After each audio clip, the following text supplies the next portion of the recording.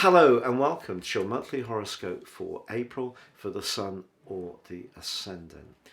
Now I'm going to give you a broad overview of what to expect before diving deep and exploring each of the 12 zodiac signs in forensic detail. So please stay with me for that analysis.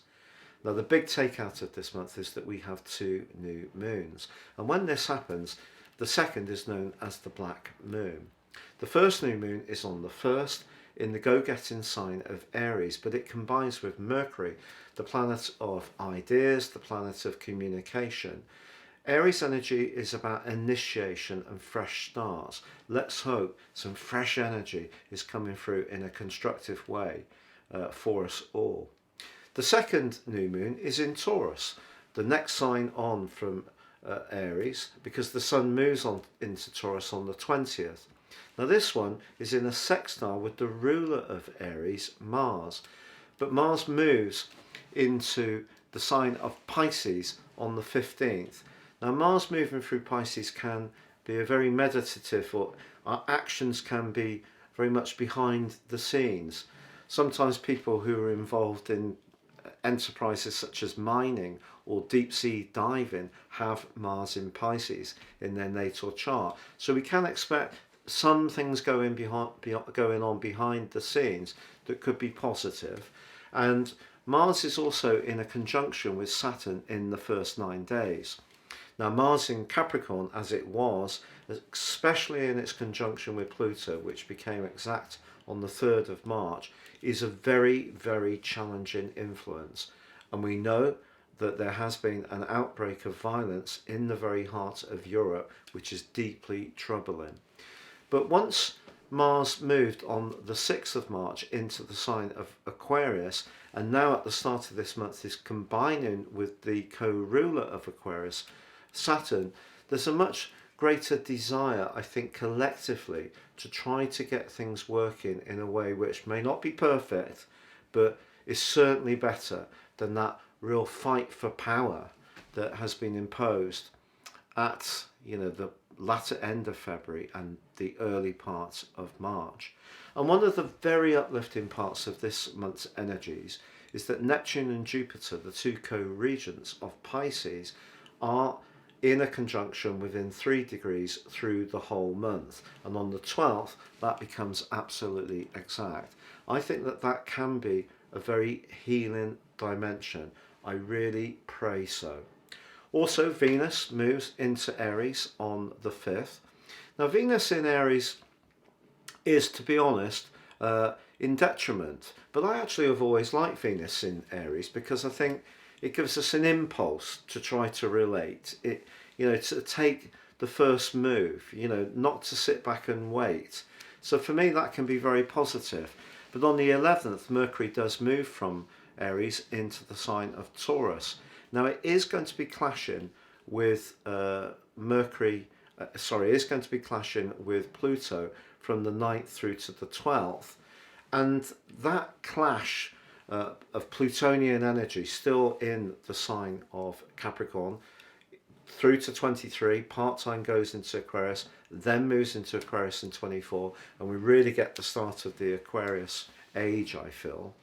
But we also have the Sun mirroring the right angle with Pluto at the heart of this month, and then that brings in the full moon on the 16th in the sign of Libra. So we have a T-square going between Pluto, the Sun and the moon, and I think that's going to be an interesting point of how there's a pushback against power being used in the wrong way. And the combination of Neptune and Jupiter, which after all, Jupiter is about hope, Neptune can be about healing, but in their home signs, I'm really hoping that there will be a fundamental pushback at the heart of this month, which does see an improvement in Central Europe. Now on the 20th, we do see the Sun, as I mentioned before, moving into Taurus, and then on the 29th, Pluto slams on the brakes. So obviously Uranus was still in retrograde at the start of this year, but this is the first of the big beasts going into their annual retrogrades, and it's going to go on until the 7th of October. This is going to be really interesting, I feel, because the sign of Capricorn is about old power. The sign of Aquarius is much more about taking the best of that old power, but being enlightened about new techniques, being more inclusive. So Pluto going into a retrograde will be interesting for certain political strands in the world. You know, people who've held power in a much more authoritarian way could retreat, or perhaps just reset their purposes. But on the 29th, Mercury does move into its home zone of Gemini, and that can be a really brilliant point for much more communication starting to ping around. Also, the 30th, that wonderful Taurus new moon is in a very positive angle with Mars, suggesting that if we actually take the best of what we already know, or what's been evolving over a very long period of time, which is Mars coming through in its journey, obviously it moves at the heart of this month into the sign of Pisces. So by the end of May, it's going to be readying to go into Gemini, where it's going to be for the rest of the year, because it goes through, and into the first months of next year, because it goes through a retrograde. But I think that what we're going to see as this month comes to a close is much more constructive, workable ways of approaching some of the transitions that may have gone on this month. Now, if you are new to my channel, thank you so much for listening so far. Please, I'd be delighted if you would subscribe. Please click or tap on the bell notification symbol.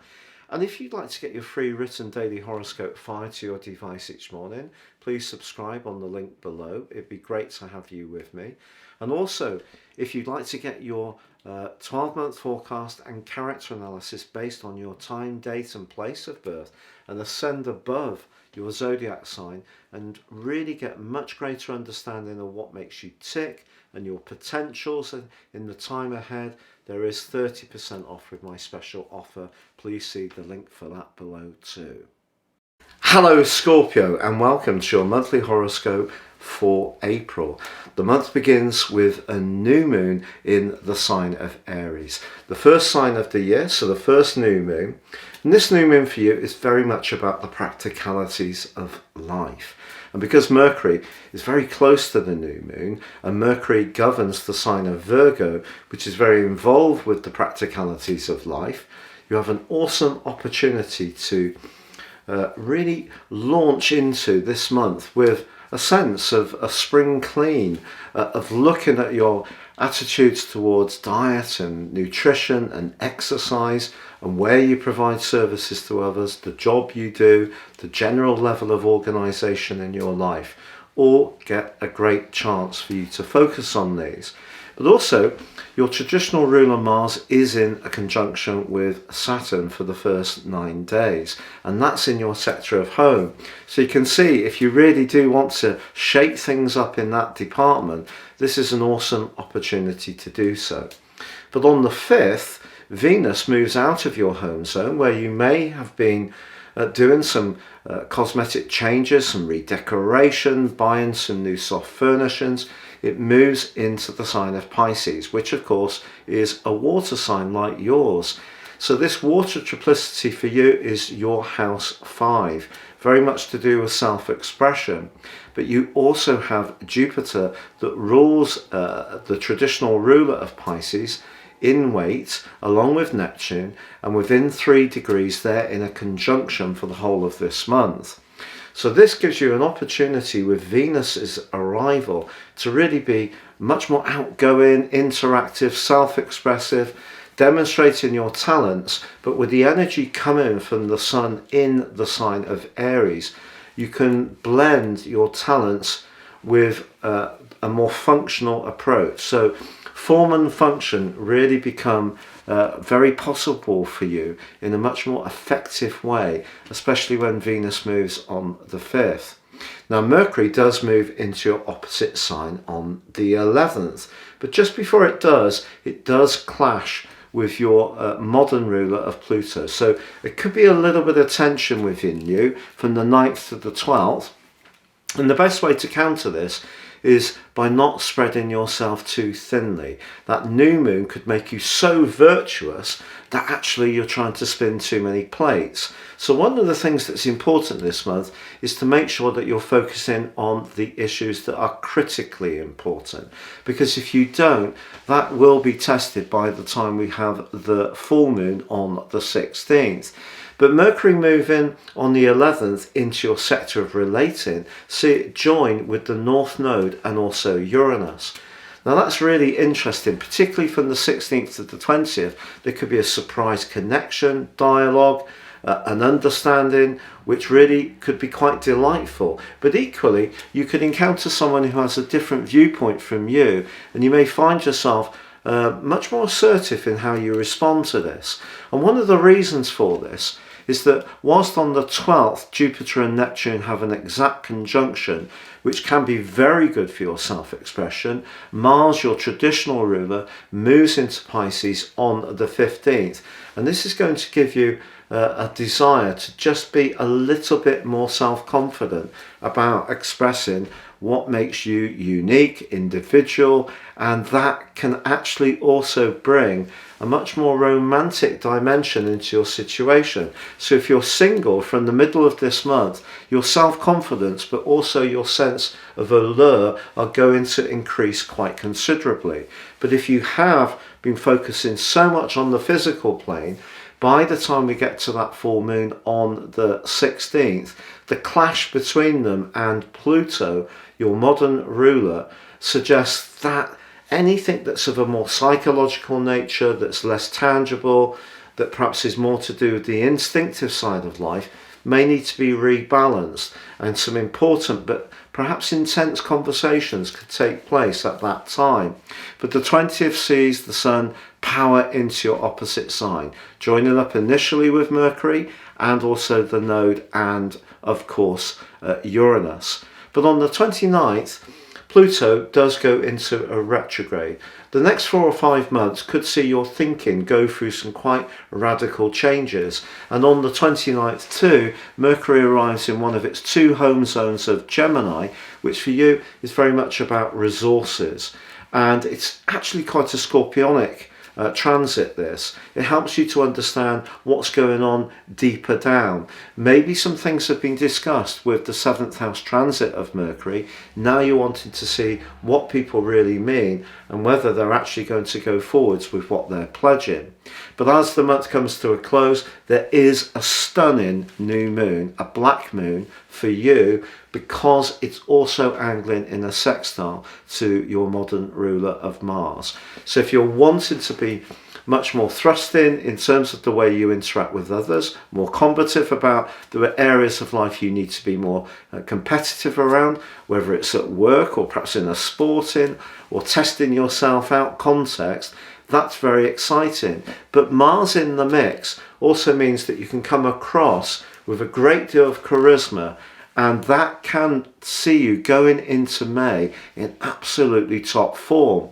And if you are single, the fact that Venus is combining with Neptune the last 5 days of this month in a magical way is a very interesting blend of energies for all sorts of relationships.